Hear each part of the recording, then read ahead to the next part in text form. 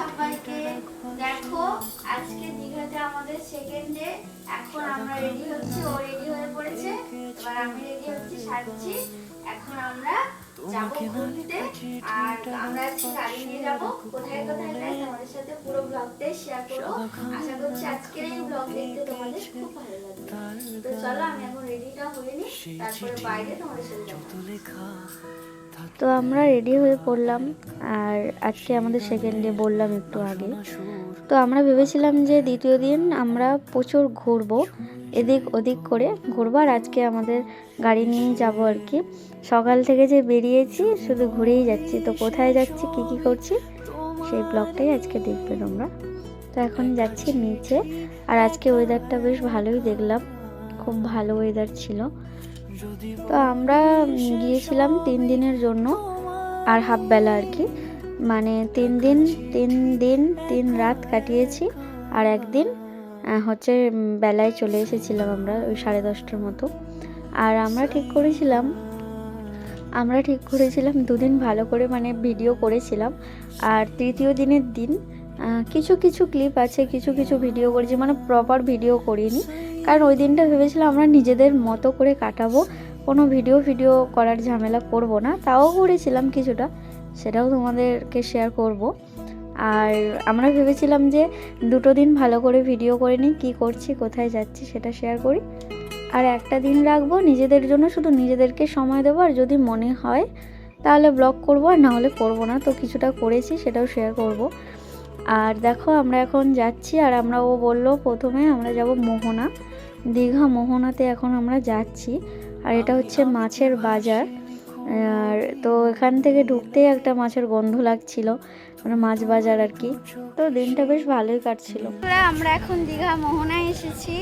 তো চলো তোমাদেরকেও দেখাই। নেমে পড়লাম আমরা, মাত্র 5 মিনিটে চলে এসেছি দীঘা থেকে। তো তারপরে আমরা ঘুরে ঘুরে দেখছিলাম মাছের বাজারটা। আর এত মাছের গন্ধ কি বলবো। তো এখন ও বললো যে চলো আমরা ওই দিকটায় যাই, আর সমুদ্রের পাড়ে আর কি। ওখানে গিয়ে আমরা যেহেতু সকালে ঘুম থেকে উঠেই চলে গিয়েছিলাম, কিছু খাওয়া হয়নি, তাই জন্য আর কি গিয়ে একটু সমুদ্রের জল ঘাঁটছিলাম আর কি। আর একটু ঘুরছিলাম, ফটো ভিডিও করে। ও বললো যে চলো একটু চা খেয়ে নিই, একটু রেস্ট করি, বসি, তারপরে না হয় যা করার করা যাবে, ঘুরবো। তো বলে এটাই আর কি চা খাচ্ছিলাম। ফার্স্টে আমরা প্রথমে চাই খেলাম। আর তারপরে ওয়েদারটা এত চেঞ্জ হচ্ছিল, মানে এই রোদ, এই মেঘ, আর সমুদ্রের পাড়ে এসে যখন মেঘ করেছিল না, দেখতে অপূর্ব সুন্দর লাগছিল, খুব ভালো লাগছিল দেখতে। আর দেখো সবাই ফটো ভিডিও তুলতে ব্যস্ত। তারপরে আমরা ভাবলাম যে চলো টিফিনটাও সেরে নিই। দেখো আমরা এখন দীঘা মোহনায় এসেছি। এখন আমরা এখানে সমুদ্রের ধারে টিফিন করবো। তো চলো তোমরা দেখতে থাকো। আমরা ওই দিকটা ঘুরে এই আসলাম, এবার আমরা টিফিন করবো, করে আবার যাবো। তারপরে আমরা টিফিন করছি ঘুগনি মুড়ি, কারণ এখানে ডিম টোস্ট পাওয়া যাচ্ছিলো। আমরা খেলাম না, কারণ সেরকম কিছু খাওয়া হয়নি। আর সকালে উঠে ডিম টোস্ট খাবো, কোথায় যদি কিছু হয় বা কিছু। তো তার জন্য যাই হোক খেয়ে নিলাম টিফিনটা করে। ও বললো চলো ডাব খাই। আর দীঘাতে হচ্ছে এটাই স্পেশাল, ডাব। তো ডাবের মধ্যে অনেকটাই শাঁস ছিল, তো খেলাম। তো তারপরে ও বললো যে চলো এখানে আর বেশিক্ষণ থাকবো না, যাই। আর ওয়েদারটা জাস্ট মানে বলার মতো নয়, তোমরা দেখতেই পাচ্ছ। আর এত সুন্দর লাগছিল, আর এত ভালো লেগেছে কি বলবো। তো তোমরা দেখো, আমি পরে তারপরে আসছি আবার। একা চিঠি একা একা সাইয়া সাইয়া সাইয়া সাইয়া সাইয়া সাইয়া। তো তারপরে ও বললো যে চলো এখানটায় যাই। আর এই জায়গাটা না খুব সুন্দর। আর তোমরাও যখন দীঘা ঘুরতে যাবে এই জায়গাটায় যাবে, মানে দীঘা মোহনায় যেতে তার আগেটাই পড়বে আর কি। খুব সুন্দর জায়গাটা, অপূর্ব সুন্দর। এখান থেকে সমুদ্রের ভিউটা জাস্ট ওয়াও, একদম সুন্দর। আর এখানে যে বসার চেয়ারগুলো আছে, সেখানে বসে বসে সমুদ্রের ঢেউ দেখতে দারুণ লাগে। তো তোমরাও গেলে ওখানে যেও, খুব ভালো লাগবে। তো এখন আমরা যাচ্ছি উদয়পুর। আর দেখো যেতে যেতে কেমন বৃষ্টি চলে আসলো।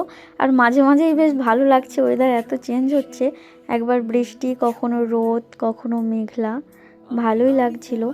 আর আমরা ভিজেও গিয়েছিলাম, কারণ আমরা ছাতা আনতে ভুলে গিয়েছিলাম। ভেবেছি গাড়ি করে যাচ্ছে, ছাতা লাগবে না, আর নেমে যে ভিজে যাব এটা ভাবতে পারিনি। তো ভিজে গিয়েছিলাম, দেখো আবার রোদ উঠে গিয়েছিল। আর এই উদয়পুরটাও বেশ মজা করে কাটিয়েছি দুজনে, খুব ভালো লেগেছিল। হ্যালো বন্ধুরা, তো দেখো এখন যাব সমুদ্রে জল ঘাঁটতে যাব। তো এখন আমি ড্রেসটা পরে নিয়েছি, আর আজকে তো ফোন নিয়ে যাব না, তাই জন্য হচ্ছে তোমাদেরকে কিছু শেয়ার করতে পারবো না, কারণ ফোনটা রাখার জন্য প্রবলেম হবে। তো তাই আমরা এখানেই তোমাদেরকে দেখিয়ে দিচ্ছি। আমরা এখন যাচ্ছি সমুদ্রে। কালকে তো পুলে স্নান করেছিলাম, আর আজকে যাব সমুদ্রে। তো চলো এখন যাই।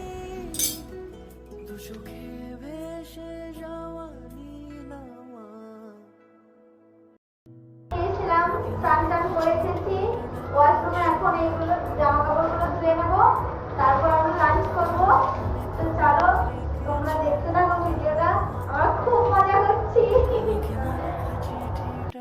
যেহেতু সমুদ্রে স্নান করেছি আর এত বালি হয়ে গিয়েছিল, তাড়াতাড়ি জামাগুলো ধুয়ে আর রুমেই মেলে দিয়েছিলাম, যেহেতু রুমে ব্যালকনি ছিল না, মাঝখানে রুম ছিল তাই। দেখো বন্ধুরা, আজকে আমাদের লাঞ্চে আছে প্লেন রাইস, আর হচ্ছে মাছ ভাজা, মাছ হচ্ছে ফ্রাই করা হয়েছে, আর মুগের ডাল, আর এটা সেই ঝুরি আলু ভাজা কালকের মতো। আর এই দুটোতে কি আছে একটু দেখিয়ে দাও। একটা শুক্তো আছে আর একটা চাটনি, এরকম, হ্যাঁ চাটনি আছে। তো এই যে আজকে হচ্ছে আমার বর সব কিছু সার্ভ করছে, এই যে দেখো।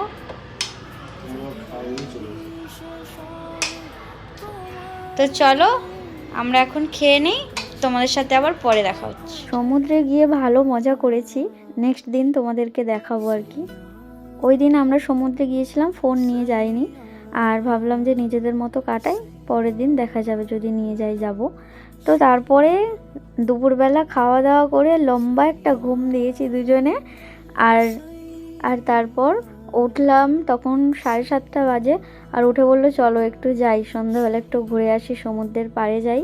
তো আবারও এলাম আর কি। আর এটা আমাদের দ্বিতীয় দিন, প্রথম নিউ দীঘাতে আর কি সমুদ্রের পাড়ে আসলাম। আগের দিন তো তোমাদের দেখিয়েছিলাম যে আমরা ওল্ড দীঘা গিয়েছিলাম।